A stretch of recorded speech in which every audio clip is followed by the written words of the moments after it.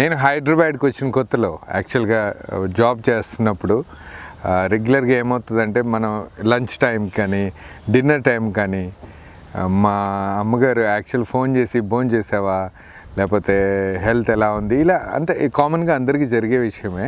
Actual కొంతమంది ఉన్నట్టుగా నేను ఇంకా భోజనం చేయలేదు, చాలా బిజీగా ఉన్నాను, లేకపోతే మనకు వచ్చిన ప్రాబ్లమ్స్ అన్నీ వాళ్ళకి చెప్పేస్తూ ఉంటాం ఫోన్ చేసినప్పుడు.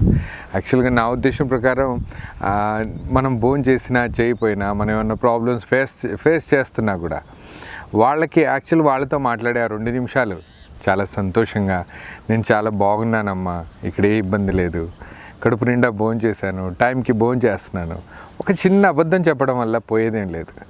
వాళ్ళు సంతోషంగా ఉంటారు. అరే మా పిల్లలు అంత దూరం వెళ్ళి జాబ్ చేస్తున్నారు, చాలా హ్యాపీగా ఉన్నారు అనుకుంటారు.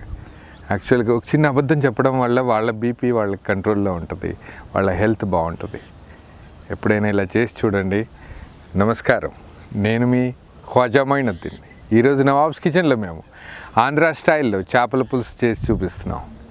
యాక్చువల్గా ఆంధ్ర స్టైలే ఎందుకు ఎంచుకున్నామంటే చేపల కర్రీ చేసేది యాక్చువల్గా ఒక్కొక్క ప్రాంతానికి ఒక్కొక్క స్టైల్లో చేస్తుంటారు.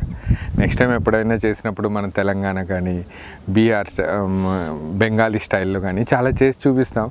ఫస్ట్ టైం మేము ఈరోజు ఆంధ్ర స్టైల్లో చేపల పులుసు ఎలా చేస్తామో చూపిద్దాం పదండి.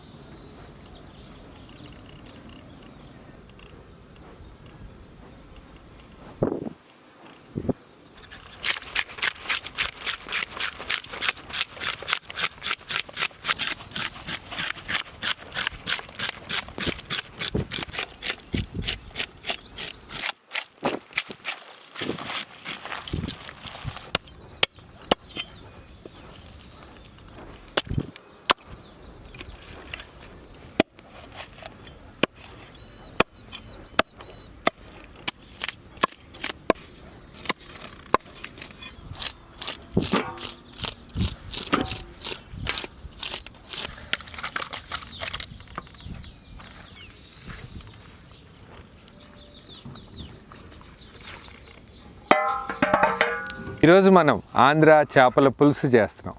యాక్చువల్గా రెసిపీ స్టార్ట్ చేయడానికి ఒక మసాలా పౌడర్ అవసరం. దానికోసం దీంట్లోనే మనం ధనియాలతో పాటు మెంతులు కూడా యాడ్ చేద్దాం.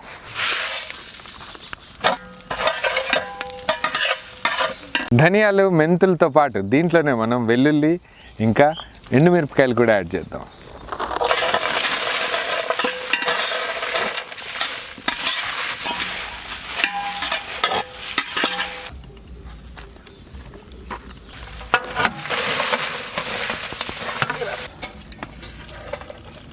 ఏవైతే మనం స్టవ్ మీద రోస్ట్ చేసామో వాటిని యాక్చువల్గా మిక్సీలో ఫైన్ పౌడర్ చేద్దాం. దాంతోపాటు మనం రెసిపీలో ఉల్లిపాయలు పచ్చిమిర్చి యాడ్ చేసి ఒక ఫైన్ పేస్ట్ చేసి ఈ పేస్ట్ని కూడా రెసిపీలో వాడదాం. ఏదైతే మసాలా పౌడర్ ఇంకా ఆనియన్ పేస్ట్ 2 రెడీగా ఉన్నాయి.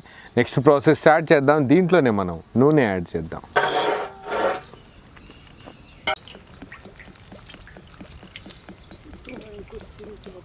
నూనె వేడైన వెంటనే దీంట్లోనే మనం కరివేపాకు యాడ్ చేద్దాం.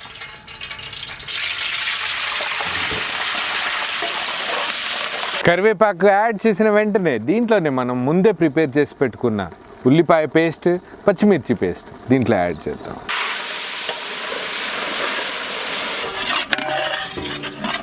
పచ్చిమిర్చి ఉల్లిపాయ పేస్ట్ నూనెలో చక్కగా వేగాక దీంట్లోనే మనం అల్లం వెల్లుల్లి పేస్ట్ కూడా యాడ్ చేద్దాం.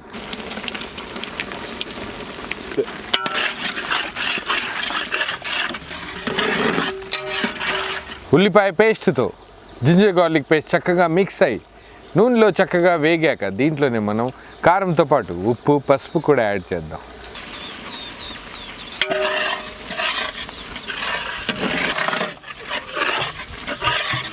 ఈ అన్ని ఇంగ్రీడియంట్స్తో పాటు దీంట్లోనే మనం ధనియాల పొడి కూడా యాడ్ చేద్దాం.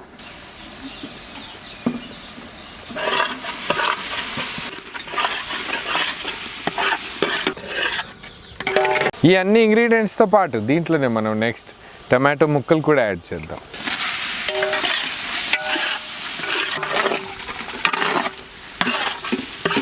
టమాటోస్ చక్కగా ఉడికిన తర్వాత దీంట్లోనే మనం చింతపండు పులుసు యాడ్ చేద్దాం.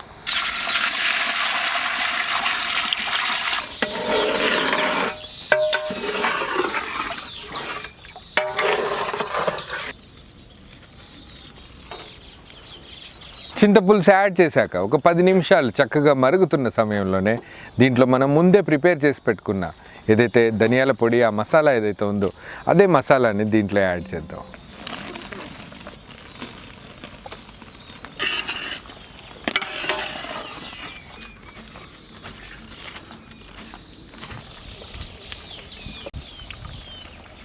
మసాలా పొడి యాడ్ చేసిన తర్వాత 10 నిమిషాల దాకా చక్కగా మరిగించేసి దీంట్లోనే మనం చక్కగా వాష్ చేసి పెట్టుకున్న చేప ముక్కలు యాడ్ చేద్దాం.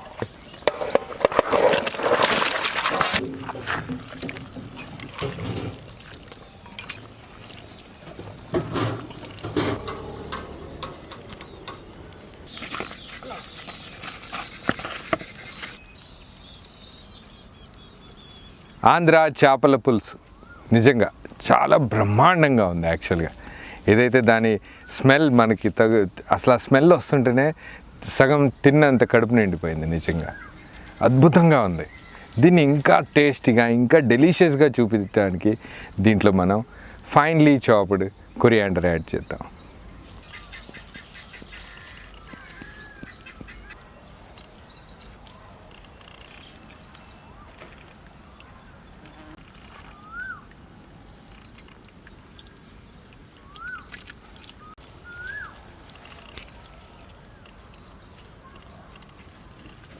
చేపల పులుసు నిజంగా చూస్తుంటేనే నోరు ఊరిపోతుంది కదా. యాక్చువల్గా వెంటనే తినకుండా కొంచెం చల్లారాక తింటే అద్భుతంగా ఉంటుంది. అదే ఒక రోజు తర్వాత అంటే నెక్స్ట్ డే తిన్నామనుకోండి, ఏవైతే మసాలాలు ఆ చింతపులుసు అదంతా అబ్జర్వ్ చేసుకొని పీస్ నిజంగా చాలా చాలా టేస్టీగా ఉంటుంది. దాన్ని అంటే ఎక్స్ప్లెయిన్ చేయడానికి వర్డ్స్ కూడా ఉండవు, అంత టేస్టీగా ఉంటుంది చేపల పులుసు. అందుకే ఆంధ్ర స్టైల్లో చేస్తే ఇంకా దాని స్టైలే వేరు, దాని రుచే వేరు. ఇంత అద్భుతమైన ఈ రెసిపీని మనం అన్నం వైట్ రైస్ తోటి ఇస్తే నిజంగా కడుపు నిండా తింటారు. ఇమ్మీడియట్లీ మనం నీడీ పీపుల్ దగ్గరికి వెళ్దాం, వాళ్ళకి కడుపు నిండా భోజనం పెడదాం. పదండి.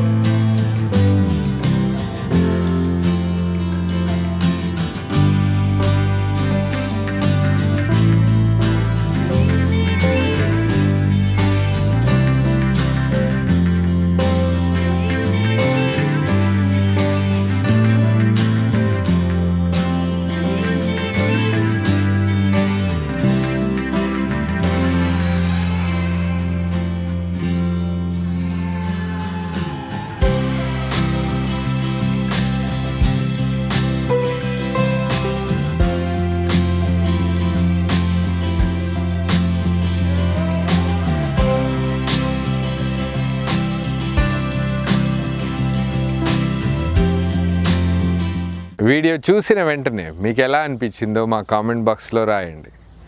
ఇంకా మీకేమైనా ఐడియాస్ ఉంటే మాతో షేర్ చేసుకోండి. డెఫినెట్గా కామెంట్ చేస్తే మేము దానికి రియాక్ట్ అవుతాం. ఇంకా వీడియోస్ని ఎంజాయ్ చేయాలంటే మీకు సపోర్ట్ మాకెంతో అవసరం.